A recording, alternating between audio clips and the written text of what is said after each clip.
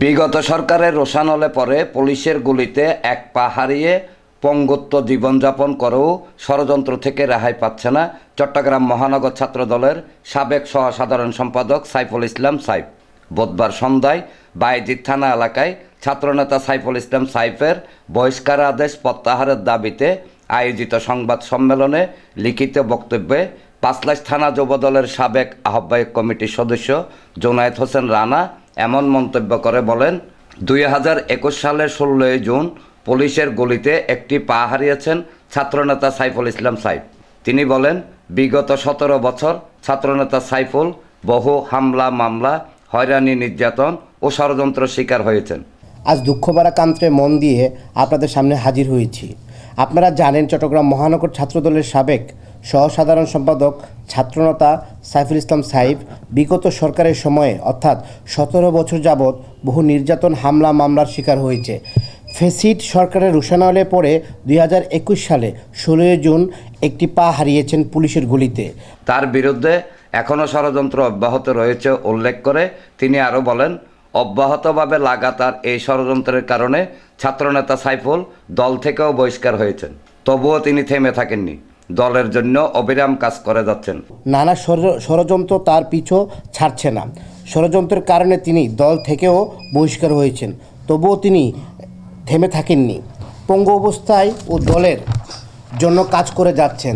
তার ব্যাপক সফলতায় কেউ কেউ ঈর্ষান্বিত হয়ে ছাত্রনেতা সাইফুলের বিরুদ্ধে বর্তমানেও নানা অপপ্রচার চালাচ্ছে। আপনারা দেখতে পাচ্ছেন যে কিছু বুইফুর মিডিয়া কিছু ভিউ পাওয়ার জন্য কিছু বর্তমানে কিছু চ্যানেল আছে, ইউটিউব চ্যানেল আছে, যারা বিভিন্ন ধরনের অহেতুক মিথ্যা অপপ্রচার চালাচ্ছে। হ্যাঁ, অবশ্যই আমরা এসব যে বুইফুর মিডিয়ার যে অনলাইনের যে ভুয়া নিউজ হয় সাইফুল ইসলাম সাইফের নামে, সেটা আমরা অবশ্যই প্রতিবাদ জানাই এবং তীব্র নিন্দাও জানাই। সেই সাথে সাথে লিখিত বক্তব্যে তিনি ছাত্রনেতা সাইফুলের বিরুদ্ধে আনীত মিথ্যা এবং ভিত্তিহীন অপপ্রচারের তীব্র নিন্দা ও প্রতিবাদ জানিয়ে তদন্ত সাপেক্ষে অবিলম্বে তার বহিষ্কার আদেশ প্রত্যাহার করে স্বপদে বহালের জন্য বিএনপির ভারপ্রাপ্ত চেয়ারম্যান তারেক রহমান সহ দলের নীতি নির্ধারক মহলের নিকট জোর দাবি জানান। আমাদের এই আমি শিল্পাঞ্চল 43 সাংগঠনিক ওয়ার্ডের একটি এলাকায় একটি অনাকাঙ্ক্ষিত ঘটনার কারণে, যেখানে আমাদের নেতা সাইফুল ইসলাম সাইফ কোনোভাবে পরোক্ষভাবে জড়িত ছিলেন না, এমন কোনো দৃষ্টান্ত প্রমাণ নেই, এবং আমাদের নেতা সাইফুল ইসলাম সাইফ ভাইয়ের বিষয়ে কোনো অভিযোগও আইনশৃঙ্খলা বাহিনী করেনি। কাজে আমরা এখানে আমাদের নেতা নির্দোষ দাবি জানাচ্ছি এবং উনি নির্দোষ। আমাদের নীতি নির্ধারকের কাছে আমাদের একটা আকুল আবেদন এবং বিনীত অনুরোধ, যে ঘটনার সাথে আমাদের নেতা সাইফুল ইসলাম সাইফ ছাত্রদল নেতা উনি পরোক্ষভাবে জড়িত নয়, সেখানে ওনাকে বহিষ্কার করা হয়েছে, সেটা আমাদের দুঃখ। সাইফুল ইসলাম সাইফ তিলে তিলে গড়ে ওঠা একটি ছাত্রনেতা। আপনি যদি তার রাজনীতির বাইরে কিছু দেখেন, তার ব্যক্তিত্ব, সে গরিব দুঃখী মেহনতের মানুষের পাশে সবসময় ছিলেন, আছেন। ওনার কাছে আপনি দেখতে পারবেন আমাদের এখানে কয়েকটা ক্যান্সার ইউনিটও আছে। এই ক্যান্সারের কিছু রোগীদেরকে উনি সবসময় সাহায্য করে, তাদের মুখে হাসি ফোটায়। কেউ কেমো দিতে পারে না, কেমো হচ্ছে যে একটা খুবই গুরুত্বপূর্ণ একটা পার্ট। তো এরা তো সাইফুল ইসলাম সাহেব ভাই নিজ থেকে নিজ অর্থায়নে তাদের কেমো দেওয়ার ব্যবস্থা করে দেন বিভিন্ন, এবং সমাজসভা, আপনারা সমাজসভার উনি সবসময় নিজে ছিলেন। বর্তমানে আজকে এই এলাকার 8 আসনীয় সংসদ সদস্য সহ পদপ্রার্থী আলহাজ এরশাদুল্লাহর সমর্থনে উনি নিয়মিত কাজ করেও যাচ্ছেন।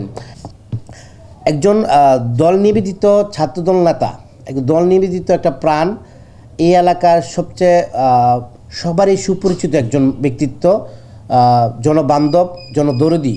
এই সাইফুল ইসলাম সাইফ ভাইয়ের যে অপপ্রচার, ওনার বিরুদ্ধে যে অপপ্রচার এবং আজকের যে বহিষ্কার, যে বিষয়টা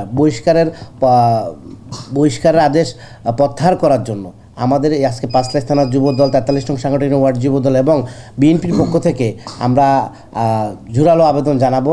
আপনারা যদি নীতি নির্ধারকরা যদি আমাদের সাইফুল ভাইয়ের বিষয়টা একটু খতিয়ে দেখতেন এবং ওনার যদি বহিষ্কার আদেশ প্রত্যাহার হয়, সেখানে আমরা এই আমি শিল্পাঞ্চল এবং পাঁচলাইশ নাসিরাবাদের মানুষ আনন্দতে মাতার হয়ে যাব এবং অনেক খুশি হব।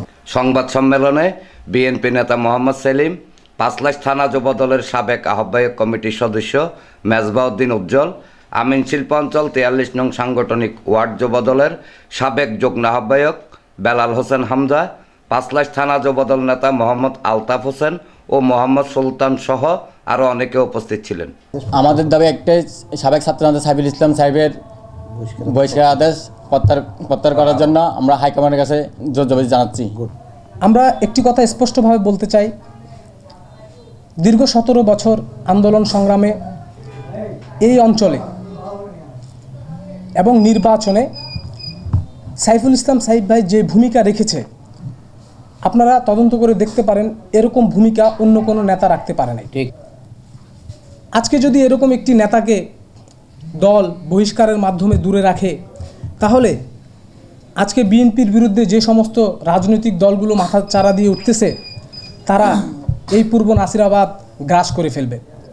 তাই আমরা তৃণমূলের নেতাকর্মীরা দলের ঊর্ধ্বতন নীতি নির্ধারকদের কাছে জোর দাবি জানাই, আমাদের প্রাণপ্রিয় নেতা সাইফুল ইসলাম সাহেবের বহিষ্কার আদেশ আপনারা বিবেচনার মাধ্যমে প্রত্যাহার করুন।